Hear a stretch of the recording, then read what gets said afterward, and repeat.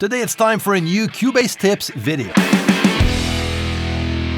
Hey, what's up my friends? Chris Selim here from MIXDOWN Online. I hope you're having a great summer so far.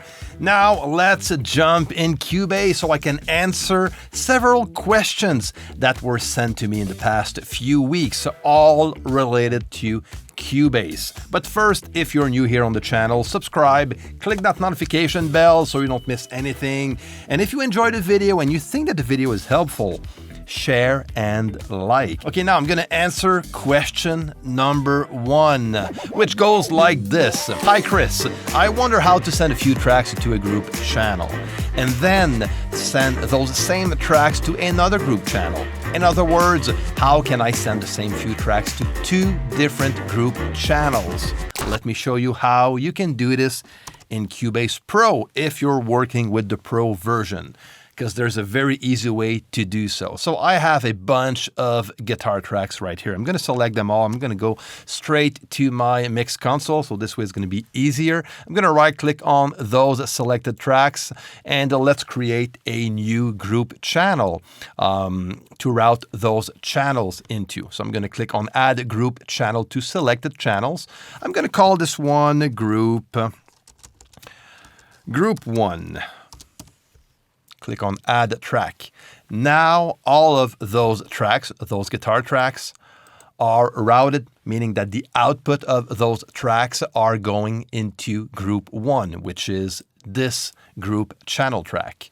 So basically, if I click on play or I solo this group track, it's going to solo all of those channels. They need to be unmuted first. So there you go. Now I know that those channels are routed into this group channel. So to answer your question, you want to create a second group track and send those same tracks into that second group. So let's do so. I'm going to just create a new one. I'm going to right click,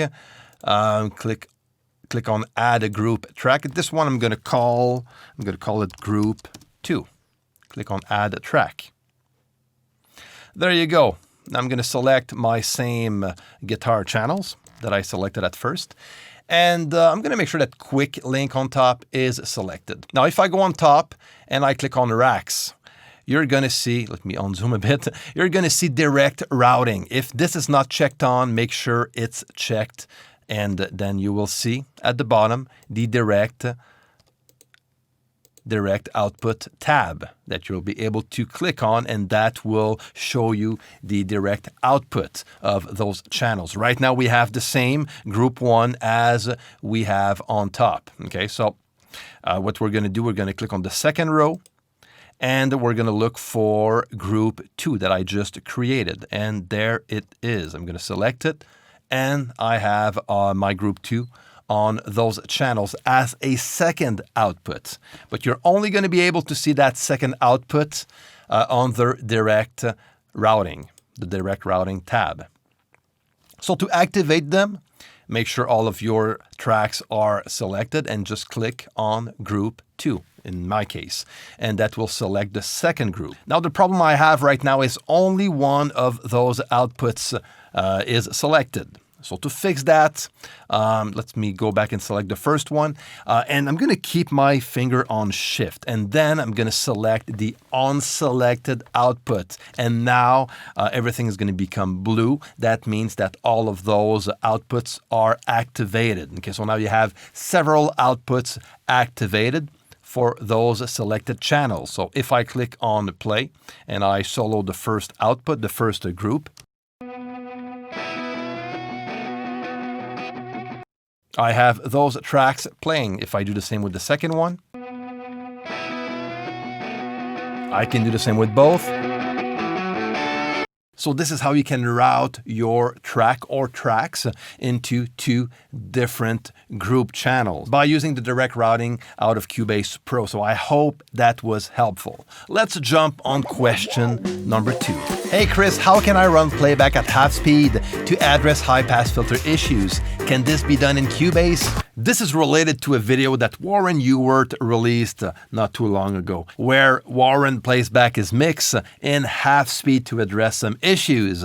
And the question is, can it be done in Cubase? Because Warren works with Pro Tools and you can easily do this in Pro Tools. So let me show you how you can do this in Cubase. So what you need to do is to go on top on Edit, go down to Key Commands, and what you're going to look for, okay, under Transport, if you look for the Transport folder, you're going to go down until you get to Shuttle Play, and you're going to select the first one, Shuttle Play 1.5x. Now, since there's no default shortcut for this command, you're going to have to set one up yourself. This is what I did, and mine is set up to Control plus Shift plus 1.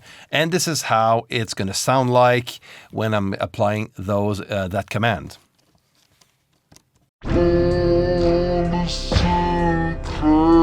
My mix is going to play in halftime.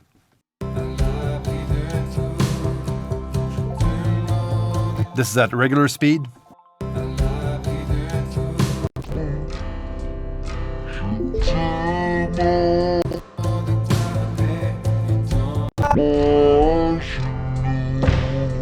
Okay, now the only thing though is that you're going to need to keep your fingers on that key command for it to play in halftime. Opposed to Pro Tools, I believe that you can just activate the playback in halftime without having to keep your fingers on the key command. But in Cubase, you'll need to keep your fingers on that key command. But this is how you can do this in Cubase. Now let's jump on the third question.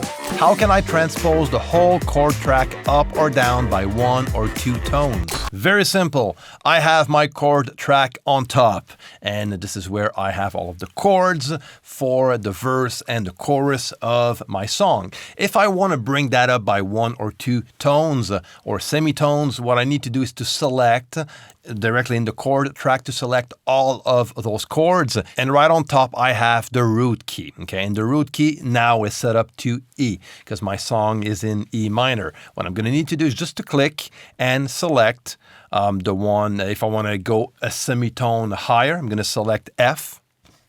And let me check. Yeah, that will change that entire chord progression in F minor.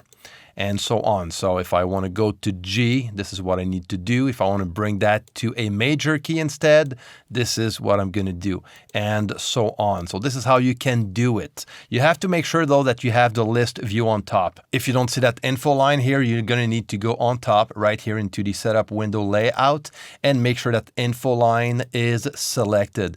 And this way you'll be able to see those informations on top. So I hope that was helpful. Let's jump on the next question. Hi Chris, I've got a question for you. I have some old Cubase projects that I created when I first started recording audio.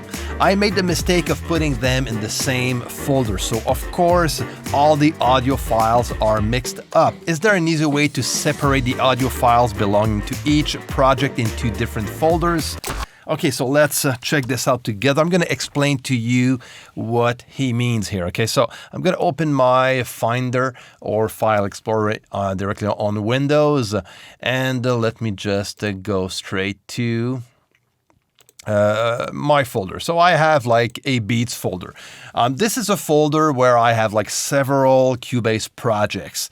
All of those projects, those CPR files that you see right here, they're all independent from each other. So those are mainly just ideas. And this is the kind of stuff that I do when I just want to work on some ideas and stuff. I'm going to create one project with a date on or something, or in this case, I just called it beats.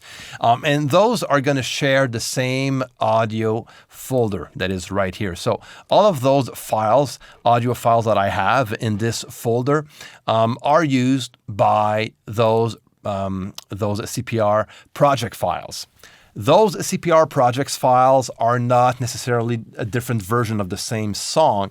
They're all different song ideas. Now, the problem I'm going to face if I want to move forward with those ideas is that if I don't create a new folder for each of those projects, I'm going to end up using the same audio folder for all of those projects.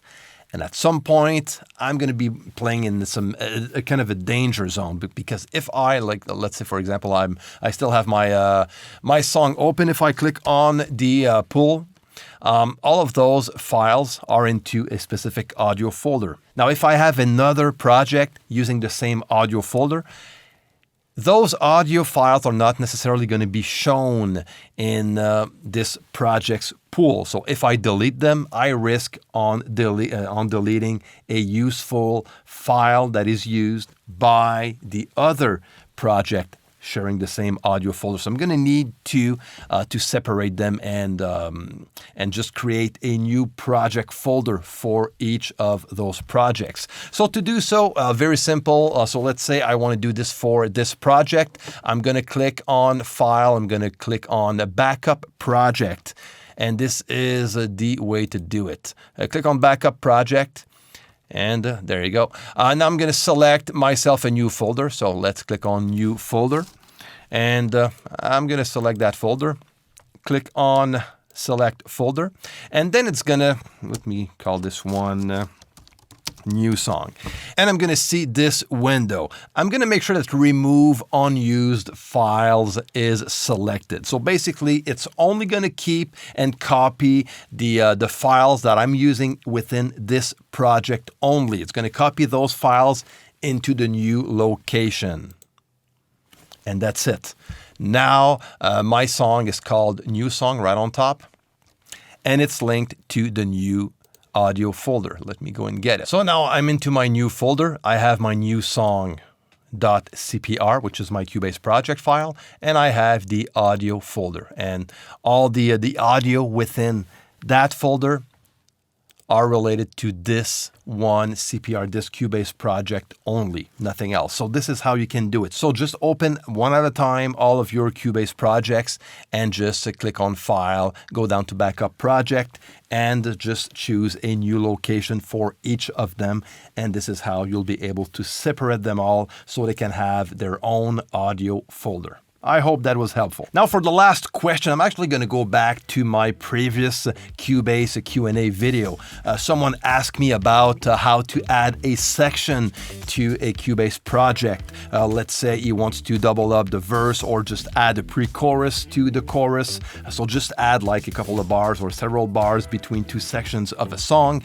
So I explained my technique and how I do this kind of stuff in Cubase. So you can go watch that video if you're asking yourself the same question. But I forgot to mention something, and a few people in the comment section pointed that out for me. So I want to take the time to show you this very cool feature in Cubase that you can use to do this kind of stuff. I actually don't use it much, so this is probably why I forgot to mention it, but this is how it goes.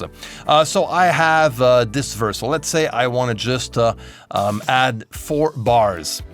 4 extra bars to this verse. So what I need to do is to set up the locators on where I want to add those bars, and then click on Control Shift and E. And that will add silence between the left and right locator, which is quite cool. So that is another way you can do it. Now, the beauty of doing it this way is that even the chord track and the marker track will follow in this case, where they don't the way I did it on the last video. So that can be an advantage. So there you go. I hope those tips were helpful. If so, share and like. And also, if you have any other questions related to Cubase or mixing, recording, mastering, music production, and so on, leave everything down below. And if you know the answer to some questions that you read in the comments section, feel free to answer. Let's help each other out. All right, my friends, you guys take care, and I'm going to see you next time. Bye-bye.